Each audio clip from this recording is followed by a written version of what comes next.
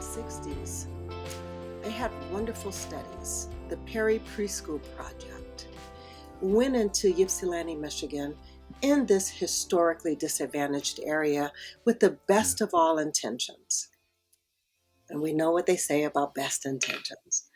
However, they decided, how do we fix these broken Black kids and their families?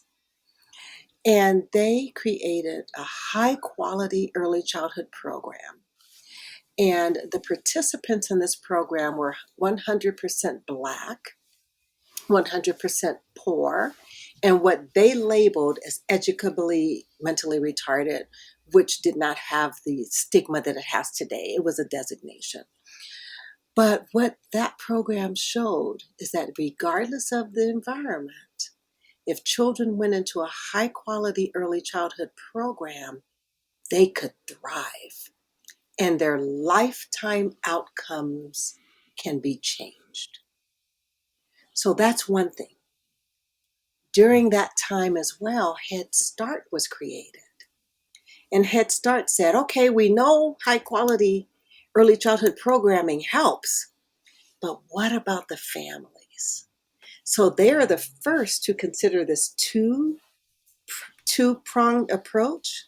So they not only focused on the child, but they focused on early childhood, health, dental care, and the families, empowered the families to be decision makers in their programs, and provided a career pathway for families to then become teachers in the program.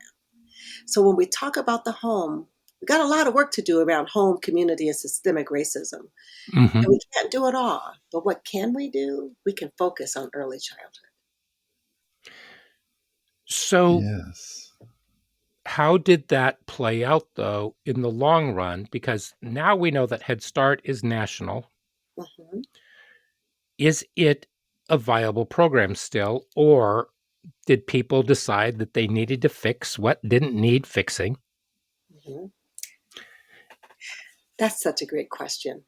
And because the focus was really based on a deficit model, we have to address that.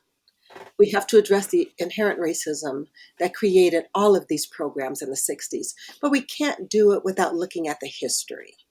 So Mm-hmm. I know that David Reichart and everyone who worked with him they wanted the best for children. And over the last 50, 60 years of Head Start, they have really, really come from a more strength-based approach, more community-based approach, and Mm-hmm. really addressing equity, racism, and Yeah. bias across the board. Because even though it started with this very deficit perspective, we can't ignore the amazing positive outcomes.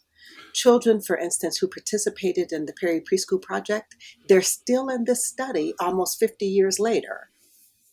Wow. Yeah. Yes, it's a longitudinal study, and it is magnificent to see It that these is. children were less likely to have teenage pregnancies, less likely to be incarcerated, less likely to depend on the welfare system, more likely to be gainfully employed. So Mm-hmm. when you look at that program and the benefits, it's truly remarkable and something that can be replicated. And we see the same thing with Head Start. Underlying that all, there's an interesting point. I used to work with a colleague, and we had a fairly diverse group working. We were working with alternative ed kids, of course. Learned to approach them one kid at a time, real quick. So I'm kind of blessed with that in my life, one person at a time, kind of thing. But he was talking about, we talk about a student and say, hey, wait a minute. Are we trying to impose our middle class values on this student? And, in that regard, it's like, yeah, what do we expect versus where are they really? That was the way of him saying it. I never forgot that. I held that dear. Am I imposing my quote middle class values on a student? Absolutely. And see, Mm-hmm. that's what's happening. And you touch on a really beautiful point, Philip, because although we know that these programs work, what Mm-hmm. has happened over the years, so we have the Perry Preschool Project, We have the Abecedarian Project and the Chicago Child Study. And all of those studies are predominantly Black populations. Preschool, preschool, 100% Black. Yeah. Abecedarian, 93% Black. Chicago Child Study, 97% Black. Mhm. However, it's a shame today that those programs, high quality programs, are not accessible to Black children. So because they're not in their environments, they're too costly. Head Start is doing a wonderful job, but they cannot meet the demand.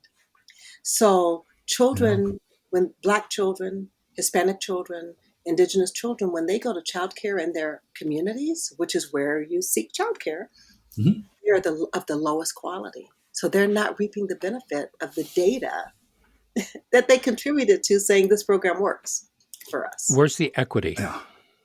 That is the problem. So when we talk about the equity, how do we increase the quality of childcare programs, early childhood programs, and preschools in the neighborhoods that where it's proven can benefit the most and where it's needed the Yeah. most? And to get to Philip's point, when they do access these programs, they're pushed out the back door through suspensions and expulsions. Right. We're going to get to that. Bingo.